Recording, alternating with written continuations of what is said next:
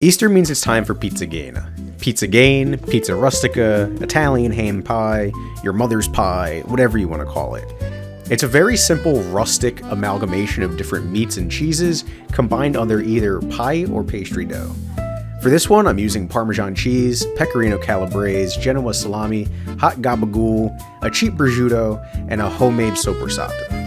There are many different ways to make this pie. Some people like to slice the meats thin. I like big hearty chunks, so I go with dicing the meat around 1/4 to 1/2 inch thick. I never measure these things, it's all by eye and vibes, but I'm using a 2.5 inch deep 13 by 9 pan, so you just want to shoot for filling up about half the pan with your meats. One of the most important parts is picking your filling cheese. Most store-bought ricotta cheeses are too watery for this, which is why I'm using 1.5 pounds of basket cheese. If you only have ricotta, let it drain in some cheesecloth for a few hours before using it. I put 1 cup of each of pecorino and parmesan along with the basket cheese and 2 eggs into the food processor. I thinned it out with some heavy cream, but you could also thin it out with some more ricotta. I like a denser pie, so I'm looking for the consistency of cement here. And again, if you want something creamier, just use equal parts ricotta cheese and basket cheese, or even just ricotta by itself.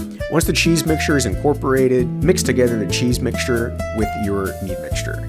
And then roll out some pastry or pie dough. You need 1 layer for the bottom and 1 layer for the top. Add your pastry dough into a greased pan, and then add your filling into the pastry dough. Second layer of dough on top, and then brush with some egg, and then throw it in a 425-degree oven until golden brown with some darker spots on top.